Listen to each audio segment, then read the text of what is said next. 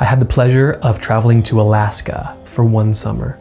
About 2 weeks I spent in the parks of Denali and Fairbanks, walking around and hiking and just spending time in nature and just experiencing birds flying in the air, hiking up mountains and cresting a mountain only to see that there's another hill above that one, cresting that one to find another hill, seeing bears and coyotes and wildlife just walking around in natural habitat. And it was really inspiring. So one particular occasion, I was hiking, spread out from the group. I was sitting on top of a hill to rest, and I was just looking over the expanse. It was so clear that you could see for miles.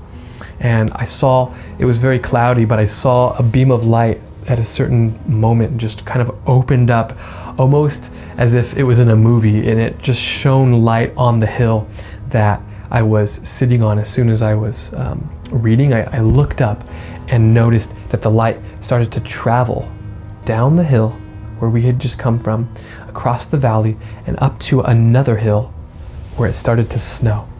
It was really beautiful and very picturesque, and I just felt like what I was reading at that moment encapsulated what was happening, and I felt like I needed to read that text and use that in a piece that I was writing. So let me read the text. I was actually reading from Psalm 50. I was reading the text, "For every beast of the forest is mine, and the cattle on 1,000 hills. I know the birds of the hills, and all that moves in the field is mine." Now this is from God speaking. "If I were hungry, I would not tell you, for the world and its fullness are mine." Such a powerful text that was extremely relevant to what I was experiencing in Alaska, seeing the birds flying, seeing the beasts of the field, and seeing rolling hills for miles. So Psalm 50 was the text that I used for my first choral piece called Selah. Now, no one really knows what Selah means, but it's theorized that Selah is kind of a pause. It's kind of this breath that you would give after a paragraph or after a chunk of text to just kind of meditate on what was read or what was said before that word, Selah.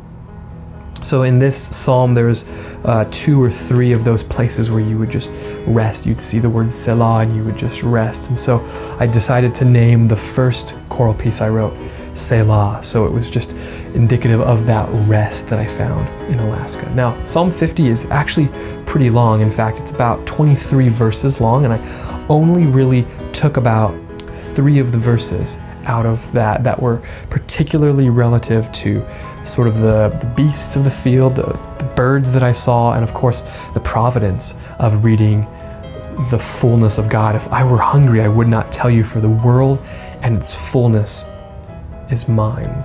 It's such a beautiful text. So when I decided to start setting this text, I wrote that out so I didn't have to mark it all up in my copy of the Bible I had at the time. And so I printed it or rewrote it out. I don't think I had a printer up there in Alaska. So I just wrote that out and read it over and over and over again.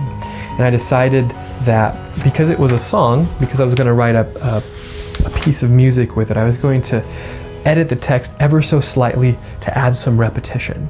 So the text that I chose was, "For every beast," I like the idea of having 4 in the beginning of the text for each line. "For every beast, for the wild beasts, for every bird, for the cattle on 1,000 hills, I know." So that's the first section. There's 4 repetitions of the word for every beast, for the wild beasts, for every bird, for the cattle on 1,000 hills, I know. And now the second section is smaller. It's only 2 lines. "A fire shall devour, our God shall come." And at the very end, "If I were hungry, if I were thirsty." Now, thirsty wasn't in there, but in the next part, it talks about drinking the blood of bulls, which is kind of a gross picture, right? So it didn't use the word thirsty, but I implied that from the text and extrapolated that. So I said, "If I were hungry, if I were thirsty, I would not tell you, for the world is mine. So notice the repetition of 4 in the beginning that comes to the end for that last line, for the world is mine. And I also took the freedom to structure it and to restructure it how I wanted. So I could start with the birds and the beasts and the cattle on 1,000 hills.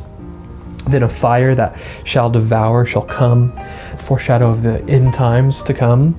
And then I talked in the last section about God's providence of, if I were hungry, if I were thirsty, I would not tell you, for the world is mine. So because we were in Alaska, we had limited instruments. So I decided to write this for soprano, alto, tenor, and bass.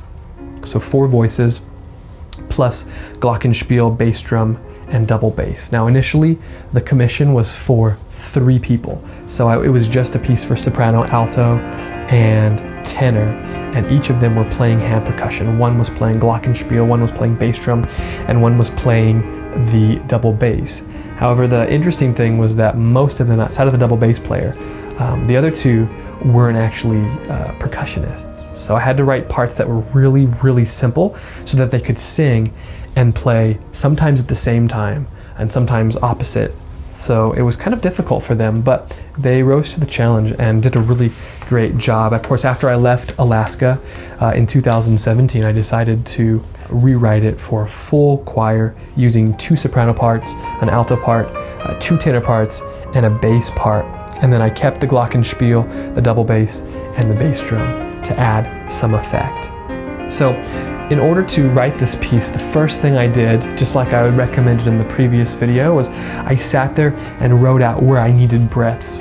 Now, in most of the songs I had written up until this point, I decided to just have a rest be a quarter note or an eighth note, something short, something small, so that it wasn't going to take too long, it wasn't going to take too much time. But for this piece, because of my experience in Alaska and because of the word Selah, which means to pause, I decided to not just have 1 measure of rest, but I usually used about 3 measures of rest in between each setting of the text. So we see for every beast, and then there's 3 measures of rest.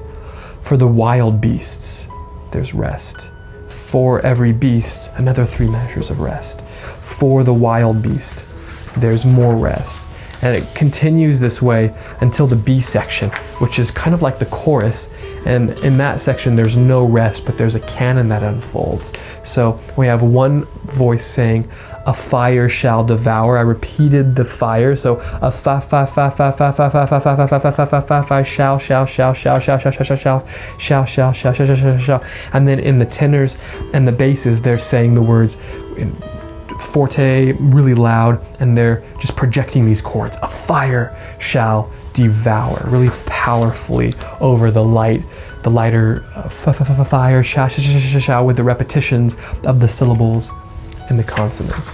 Of course, this piece is an ABA structure, so the final section of this piece goes back to the ending where you have those longer rests, except now I took the same rhythms that were in the soprano part from before with the repetitions, and I had the tenors sing that, and I also had some glockenspiel repetition, so you could hear that repetition not only in the voices but in the percussive elements. And of course, as the piece ends, the rests get further and further apart, or I should say the notes rather get further and further apart, elongating the rests until the very end, so that the audience is almost left in suspense. Is there going to be one more hit? Is there going to be one more element of text?